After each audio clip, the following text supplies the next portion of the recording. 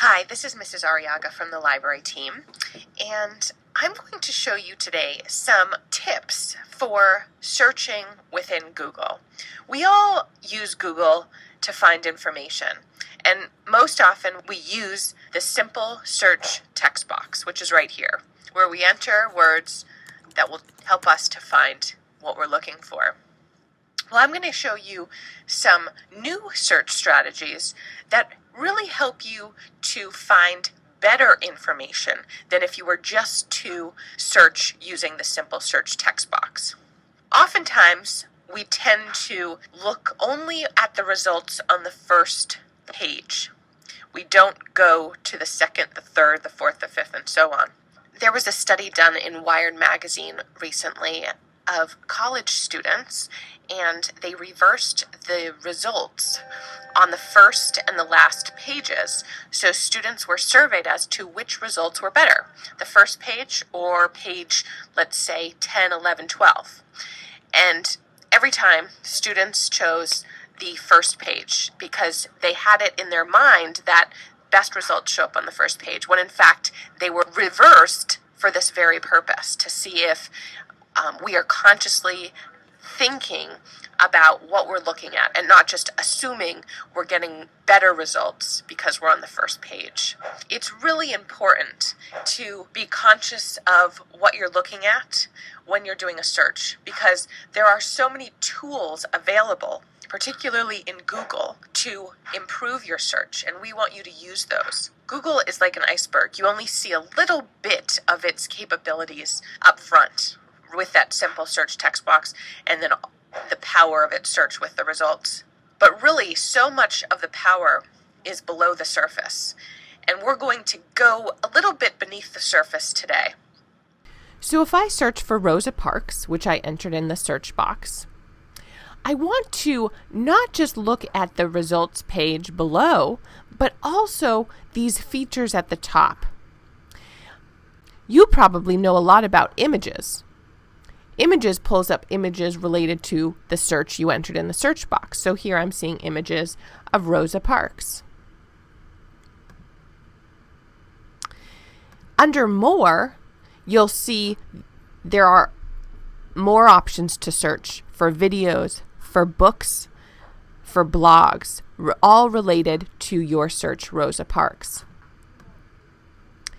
If I click on News, this pulls up news related to Rosa Parks.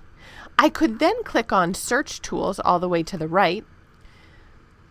If I click on Anytime, I can identify specifically what news I'm looking for. Am I looking for news within the past week? Or am I looking for archives, meaning farther back than the past month? So if I want the past week in terms of news related to Rosa Parks, I can click Past Week, and my results page changes. And I can see that this video is being created the first week of May of 2013. So I can see that the results fall within that same week. I'm going to go back to web, and I'd also like to show you more search tools. If I click on Search Tools, and if I click on the drop-down menu next to All Results, I can see that there's a Sites with Images option. If I click on that, I then see websites that display images about Rosa Parks.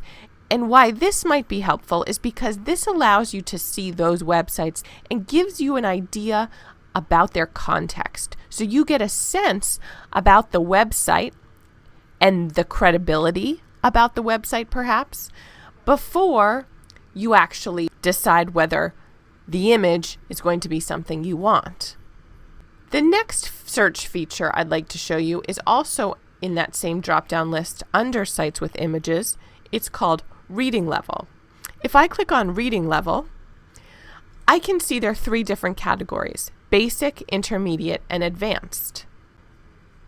Basic means that the reading level is fairly low.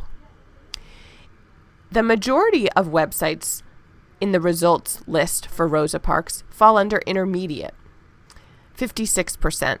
Intermediate is about a high school reading level.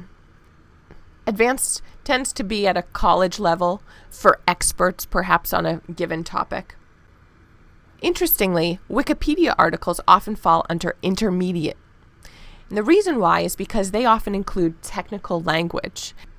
So let's have a little fun with this. If I enter Justin Bieber into my search box, I see that the reading levels change.